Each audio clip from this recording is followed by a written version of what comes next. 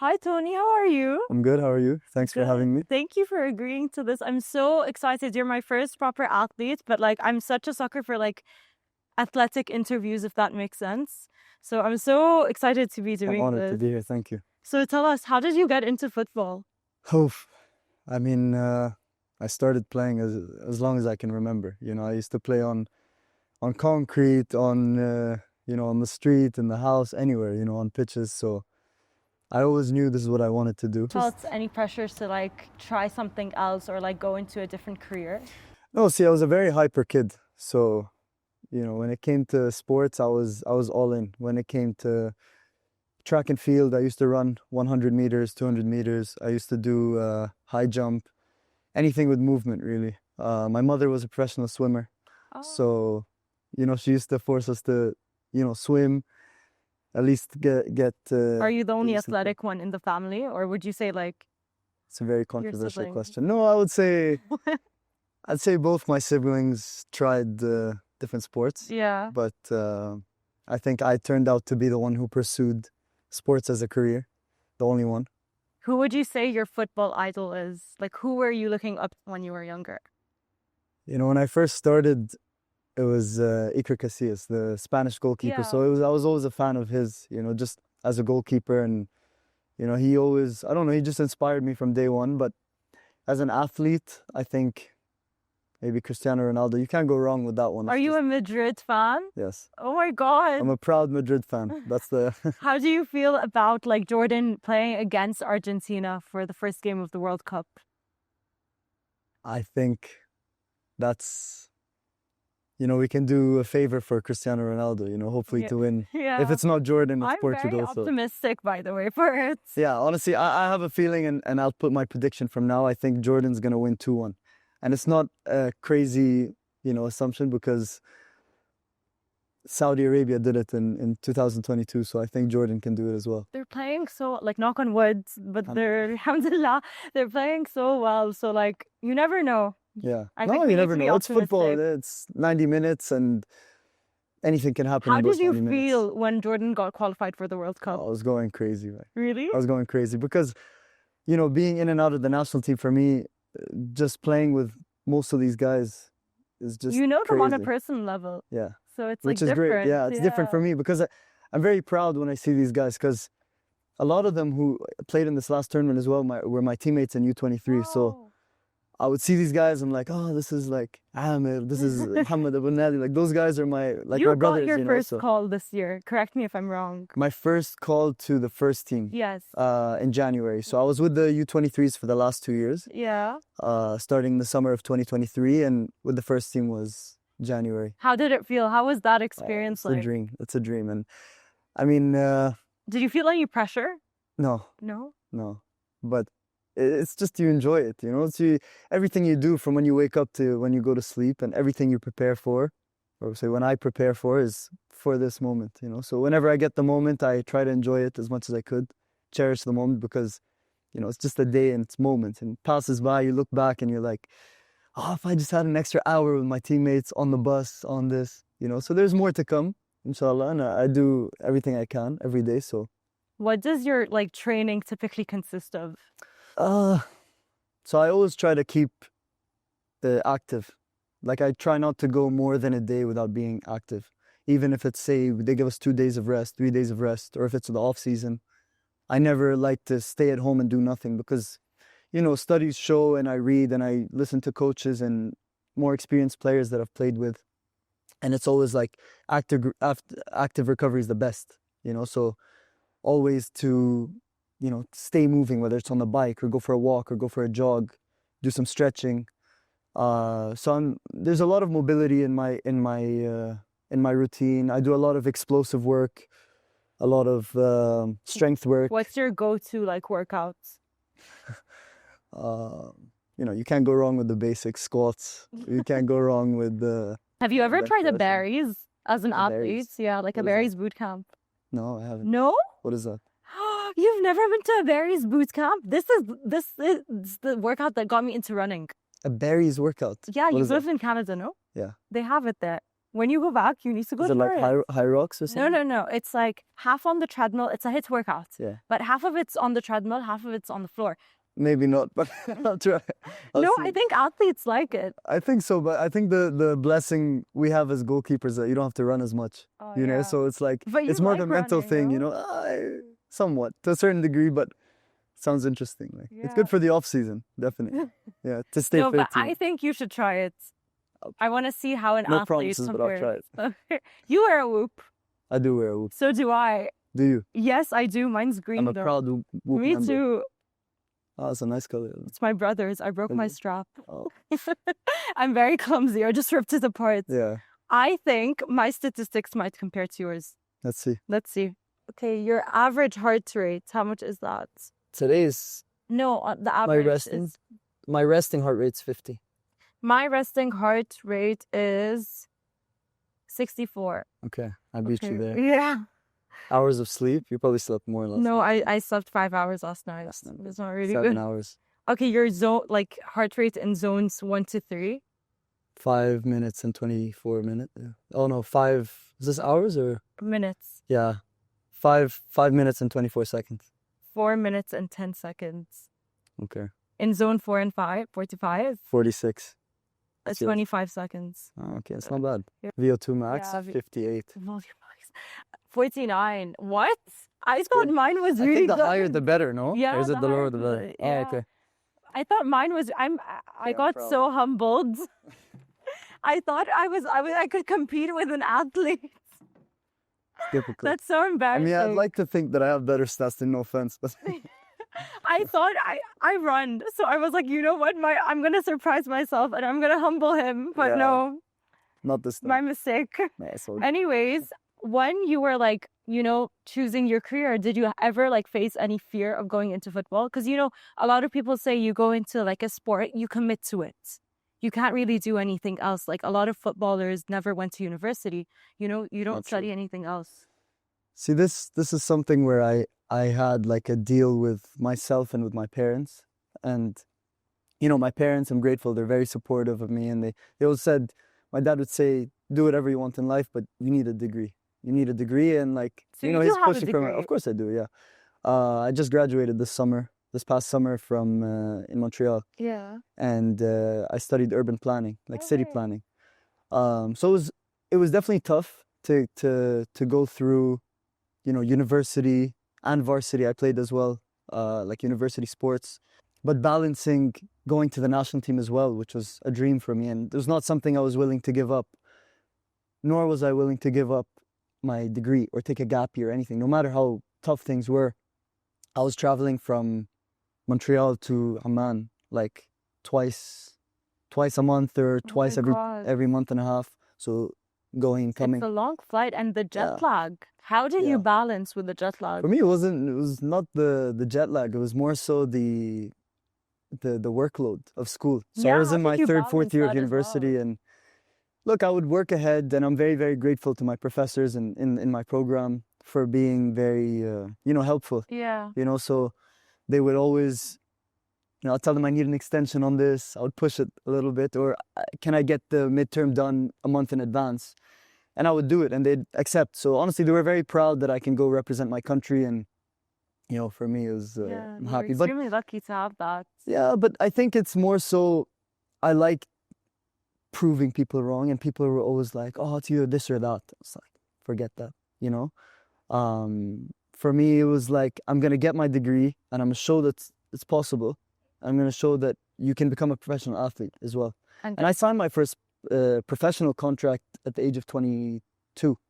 And that's, you can say late nowadays. You have guys that are 14, 15 signing professional contracts. So I think that's what I really wanted to do, is set a precedent for kids and younger teenagers to be like, you don't have to be 15, 14 years old to sign your pro contract. You just keep working and you can get to where you are. So yeah, I made it a point to finish my degree and get school done. So sometimes it's a funny story. Like I played a game in West Asian Cup against Saudi Arabia. This was in March of 2024. And that was right around finals.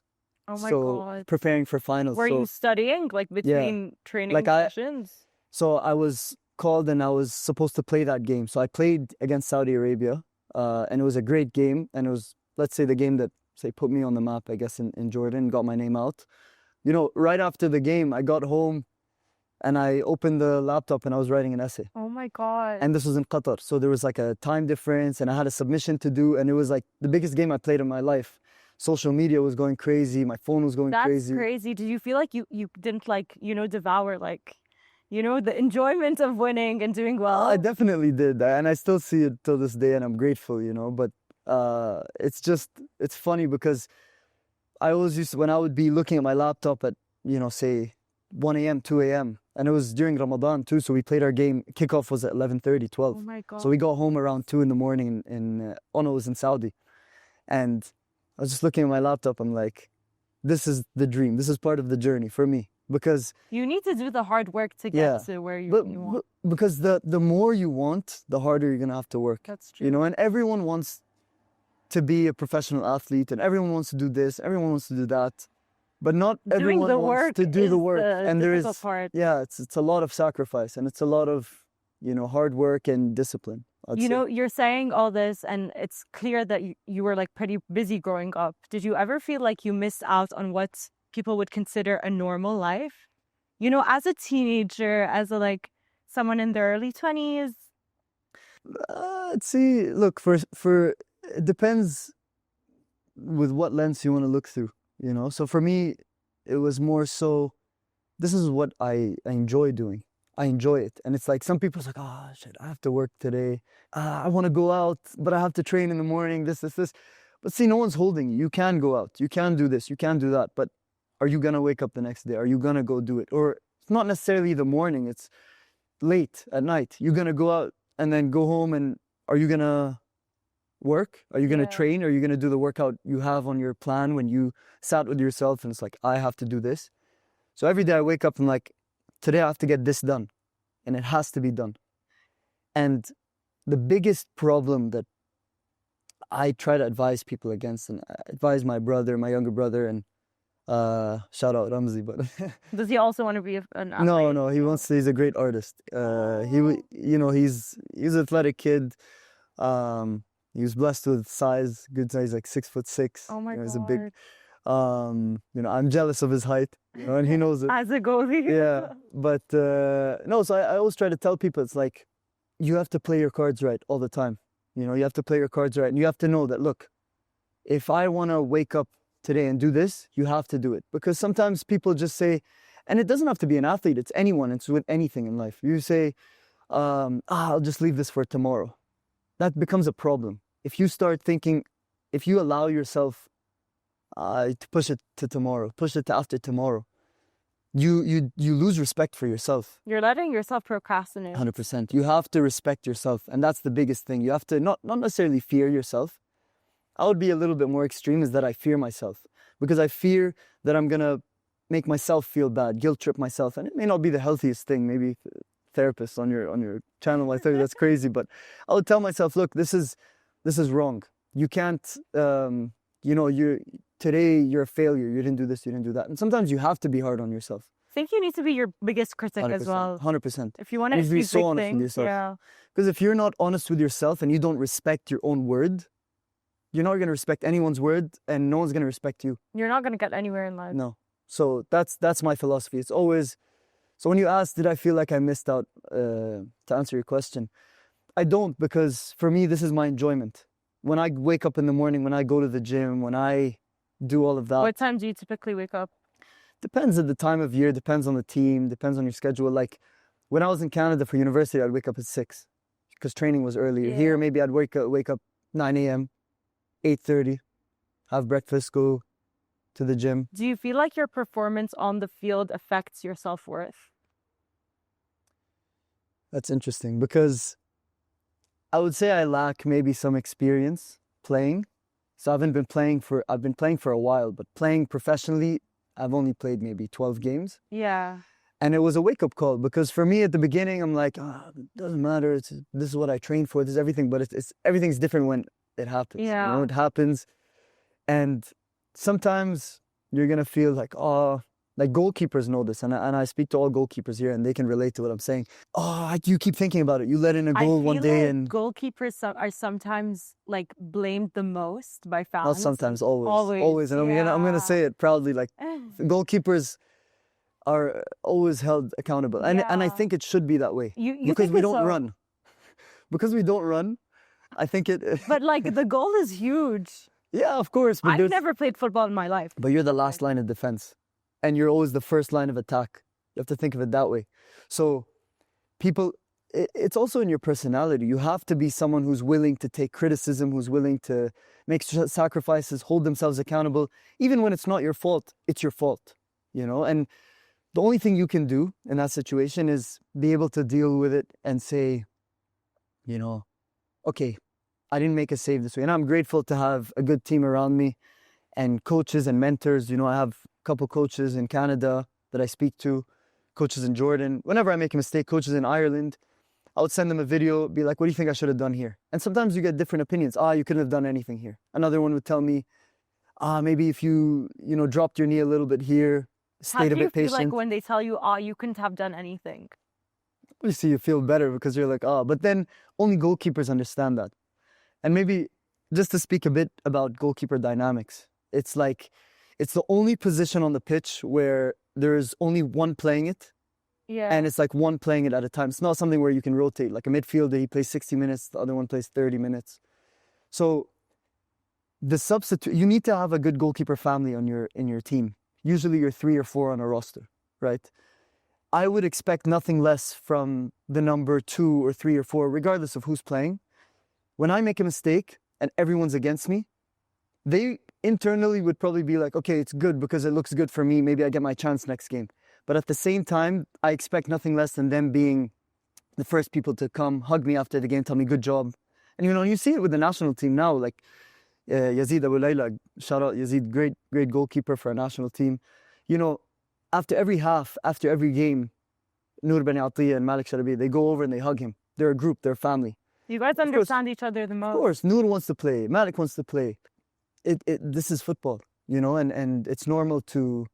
I think in general, any job, like your team obviously wants you to excel, but if you're like in a position they'd want to be, then as well, 100%. they're going to want to... Because they're not preying on your downfall, hopefully. They're not preying on your downfall, but at the same time, they want their opportunity. Yeah, because exactly. if the number 1 goalkeeper goes down injured, the number 2 is going to feel sad because it's their friend, but at the same time, it's a job. Everyone wants to eat. It's an opportunity. Everyone wants to eat. And it's normal. And people might be like, I don't like getting my spot that way. But no one likes getting their spot that way. They feel like they want to earn it. They want to sit the other goalkeeper down. They want to have a performance in training and kill it. And whenever they get a game to play, they want to give their 100% and earn their spot. But sometimes shit happens. One guy gets hurt. The other guy has to come in, step in, and fill in the shoes. What goes through your mind during a game? This is like what I think of the most, What goes through like a Formula 1 driver when they're driving a car? What goes through your mind when you're like defending the goal? Is like all your focus on the ball? No, that's the thing. You have to look as a goalkeeper. You're like a commander, let's say. And your defenders, your back line have to listen to you, because you see the pitch more clear than anyone else. Because if you're on the right, you don't see the left as much. You see it on the left, you don't see the right as much. The striker doesn't see behind him. So the goalkeeper sees every position. Yeah. So the way I look at it is, like, I'll walk you through it. For me, I'm looking, let's say we're playing with 4 defenders, right? If the ball is moved over to the left side, you want your defenders to go and close the line. If one guy steps up out of position, you need one to come in and drop cover. So I'm constantly looking at the play. And not only that, the goalkeepers nowadays, they have to do more than just be a goalkeeper. Like, not to get into the details, but it's like, you're no longer just stopping a ball. You have to be good at stopping the ball. You have to be able to read the crosses, catch crosses. Obviously, no making mistakes.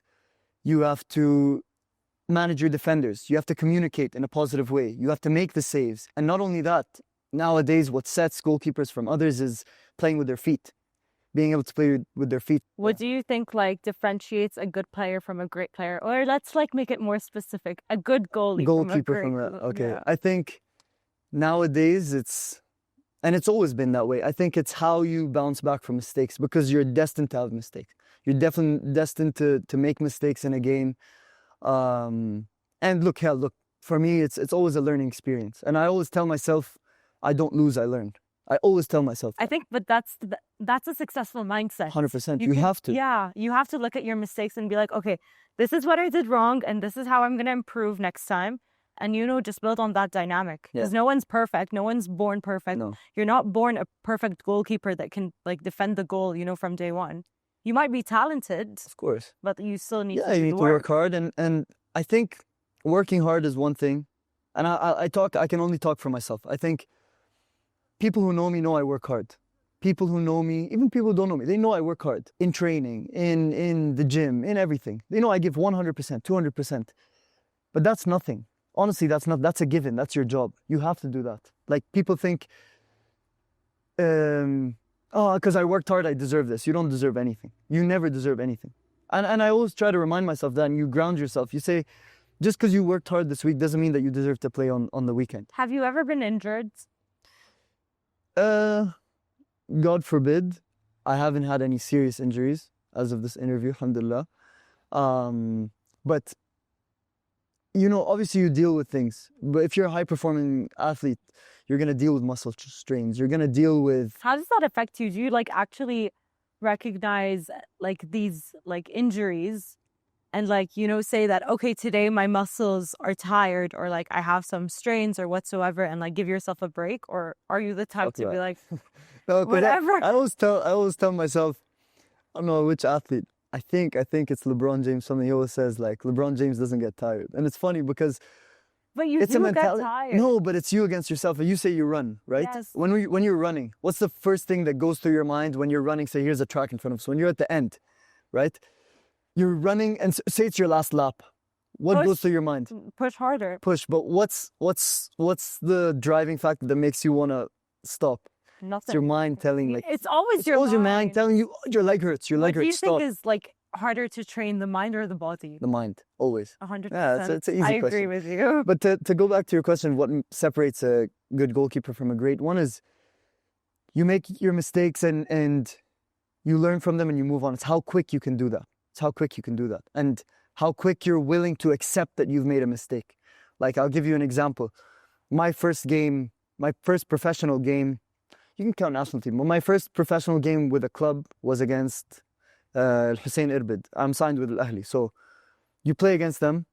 They're coming off winning two league titles back to back. They won the Super Cup. They're coming prepared, big team, big money, big players, big names. And you're coming with Al-Ahli as an underdog with hungry players, young players. And a lot of eyes are on me on that game. A lot of people setting their own expectations. And that's the thing that I'll talk to you later about is more so that they set expectations on you and they're like, oh, this guy, he makes one good game. And I talk about myself. I had one good game. They're like, this guy is better than a guy who's played 200 games. I'm not better than this guy. Obviously, it's nice to hear, but you have to be honest with yourself. I'm not better than this guy. So the game was going well till, say, maybe the 70th minute, and then we end up losing 5-2. And as a goalkeeper, you concede 5 goals on your debut. I got out of this game, and people are going to think, oh, this guy's crazy, this guy's stupid. But I come out of the game, and I had a weird smile on my face because I'm like, I enjoyed it. This is what I worked for. And regardless of the score, I'm happy with myself. I'm happy with myself, but there's a lot of room to improve. Yeah, of course. And, I made a mistake on one of them. I didn't make that mistake again because I go back and okay, I was standing in the wrong position. You watch it back. See, you're clearly a huge critic of yourself. You have to be. Yeah, but how do you deal with external critics? Ones from your fans or things you see on social media? Well, I'm going to try to have a filter here, but honestly... We like no filter though. It's called surreal for a reason. No, look. People are going to try to be your friend. People are going to, when things are going well, people are going to try to be your friend. And I'm talking about critics, media, pundits, these, And in Jordan, honestly, I love it. I might have a great game. I might have a terrible game. 4 or 5 people are going to comment maybe on the club's Instagram and be like, oh, the keeper is crap. But here in Jordan, there's no mercy. Yeah. You have a bad game. And if you're a name where they expect something from you, Like my debut, like I told you, was a highly anticipated game. They wanted to see me in Jordan, and I still needed to get used to the league. I needed to get used to the You need to players, get the way they used to your play. team. You 100%. need to be comfortable. 100%. I would only train with them for a month, and that's not enough to go into a league against league champions. They're coming on fire. Like some of the names we saw playing in the national team were playing against me that day, and it's like, you know, you have to be prepared because I've trained so many training sessions. I can't even count the hours that I've trained and the days that I woke up and the games that I played. But everything changes when it's the professional level. Everything changes. It's so much quicker. You know, I opened my phone after, and it was funny because the first 20 minutes I had made like a great save. And it was one of the best saves I've done in my life. I like cleared it off the line, and I saw Facebook, like, and I didn't even search my name. I'm guilty of it. Obviously, people, Everyone searches their their own name. name. Whoever says otherwise is lying. Yeah, but I searched my own name, and I mean, I don't search my name. I just, the feed just, everything, my name, my The name, my name. algorithm feeds. And I'm seeing myself, and it goes like a timeline because I don't have my phone obviously during the game, and the timeline goes like first it's like posted an hour ago, an hour and a half ago. It's like first 20 minutes, what a save from Anton Awad, and then 30 minutes after, this is the worst goalkeeper I've seen in my life. Oh And my I'm like, God. wow, like the same people who would post like wow in the same game change their mind. And you can speak to any goalkeeper, not just in Jordan, anywhere in the world. Like they have a good period, people blow them up as fans. People like, you know how crazy the fans are. Like now look at some of the players that are at the Arab Cup. Great players, young players. Have you ever had like a TikTok made of you? Yeah, like I have Really? several edits. I think that's the funniest. I love it, How honestly. do you feel about that? At the beginning it was like Weird. weird. But when people send them to you, they're like, oh my God, bro, look at this. And it's so funny. But I love them because I say it here, the Jordanian fans are the best. The Jordanian fans are the best because whether you lose or you win, I think it's nice that there is people who care. Yeah. That's the best part. Because I take it as, for me, wow, someone's taking time out of their day to comment, whether it's hate or love. Sometimes it's like you wanna smack them, but like it's whatever. So when you ask me what's it like dealing with critics, it used to bother me more than it does now. Now I don't care. Like, and I didn't even care much then. But like I told you, I'd open my phone. It's all hate, hate, hate, hate.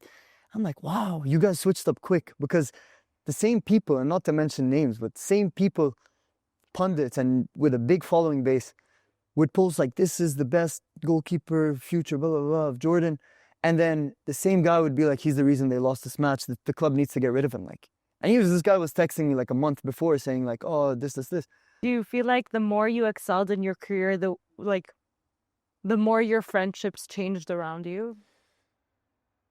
Look, the real ones stay the real ones. You know what I mean? And look, your teammates are your friends, but sometimes I like to have, you know, my circle away from football. Sometimes I want to go home and disconnect, and I really learned the importance of that after signing, like starting to play like professionally, because it becomes a job. And the biggest fear I have is the day that I wake up, I'm like, oh, I have to do this. Because it's sad, you know what I mean? Because right now, thank God, I don't feel that. I wake up every day, I'm like, I love this. It'd be like a kid. Like sometimes I'd be out for dinner with my family. We finish, say 9 p.m. We're walking to the car, and like I start like doing stepovers in the parking lot with my brother. Like, I'm like, bro, grow up. You're 23. But for me, I can't. It's the kid inside me that's happy. And I never once thought, okay, do I want to pursue this seriously or not? There was a changing point. Long story short, I moved to Canada in the 9th grade, and it wasn't easy moving after having your whole life in Jordan. Yeah. Moving, meeting new friends and Especially everything. at that specific Yeah, age. grade 9, it's 10, 11, difficult. 12. It's important years of your high school. And I moved, and, you know, I think I was a little bit extreme. You know, I cut everyone off except for my 3-4 best friends. And I wouldn't go out, you know, and I would just, after school, I would just try to get better every day. And, you know, not to get into details, but I got obsessed with the idea of self-improvement, because I realized I was never, and I accepted this, I'm not the tallest, I'm not the fastest, I'm not the strongest, I'm not the most talented, but it's what's in here that gets you there. And a great example of that is Stephen Curry, for example. Why do I like this athlete so much? He's not even a football player, but he's an athlete. he's not the tallest, he's not the strongest. He's like a normal sized human being. Okay, on the taller end, he's 6'3". But the guy can do what he does so well, and he's considered one of the best. Why? Because of how well he worked on himself.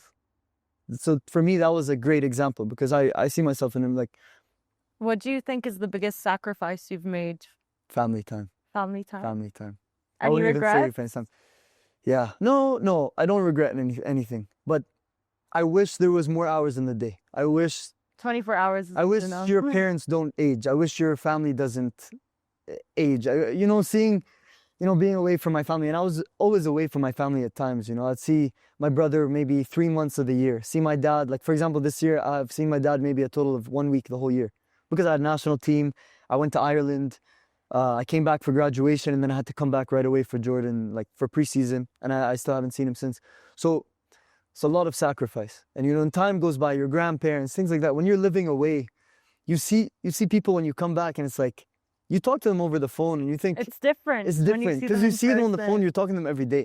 When you see them in person, you're like, and it's not to get emotional, but you see like more gray hairs, and you're like, shit, Yeah. like I missed Do you feel that. like the lost time with your like family makes you want to make them prouder?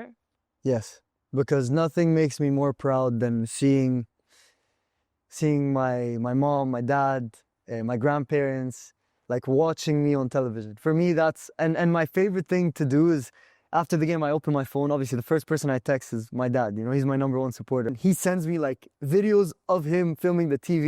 Like it's not so much what the action was on the phone. It's not quite common to see your son on TV playing. Yeah, honestly, it's a blessing, I'm nowhere close to where I want to be. But I save those videos all the time. I get them on WhatsApp. I open, it's like my dad saying, he's like yelling, like, bravo, Tony, blah, blah, blah. Like, that's my boy. And Is he like screaming? yeah. And like one of them, I saved a penalty against Saudi Arabia, and he was yelling, like him and my brother. And I saved the penalty, for example, against the team when I was playing university. And there's a video of my mother filming my dad and my brother just hugging each other. It's like, Tony. It's like me on the TV. So it's a feeling that I can't. That's so cute. Yeah, and I want to see more and more and more of it. What's some advice you'd give to someone wanting to go into like your path? Prioritize discipline over motivation. I think that's Discipline always gets you. 100%. Motivation is very much like it's seasonal. It's not motivation static. can be your driving force. I might be motivated right now. I see a pitch in front of me. I want to go play. But when the real work discipline. is when you wake up at 7 a.m. or when you want to go to, not to, leave out the people who like working at night. Say someone who just had a long day at work, say med students. My best friends are med students. And, he comes home from work. He still puts in the time to go to the gym at God knows what time. Even 11. when he doesn't feel like it. And then he has to wake up the next morning. That's real work. See, yeah, I 100% agree with you because motivation is not always there. You can have like the worst day, especially when it's dark and it's like Of course. you wake up and it's just a bad day, 100%. It needs to come from within to like yeah, do all the so work. yeah, I think discipline is the most important thing because when you wake up, and everyone has this challenge, everyone can relate to this. You set your alarm the night before, say you're watching videos, motivational videos, you go do push-ups at 3 in the morning, and then you go to sleep, you're like, tomorrow morning I'm gonna wake up at 6 a.m. and do this. How many times does your alarm ring at 6 a.m. and you're like, hit snooze, hit snooze? Oh my God. But the real test is to yourself. Like I said, I go back to this, and it's always going back to respecting your word, respecting yourself. If you say you're gonna do something, you have to do it. Because the next day you say you wanna do it, you're not gonna do it. So when you're in that battle and you see, like, you're in the moment, you wake up, or you want to go to sleep and you're like, I still have this to do today, or I have to do this today. Are you gonna, it's always small battles. Are you gonna tell yourself, I'm gonna let this alarm get the best of me, or I'm gonna get up? Because I guarantee you, you never once do something and be like, it's like a workout or something, or finish an assignment. You never once do something, look back and be like, I wish I didn't do it. You're always gonna be like proud of yourself for doing That's it. so true. So for me, that's the biggest thing. You have to do that, and you have to respect your word. That's just my biggest advice. So always discipline, #1, motivation comes second. Thank you so much for your time, Tony. Thank you for I really having me. appreciate It was really your fun. time, and I'm so excited to see how this is going to turn out. Likewise. And thank you everyone for listening. This Thank is you. Surreal with Farah. Bye.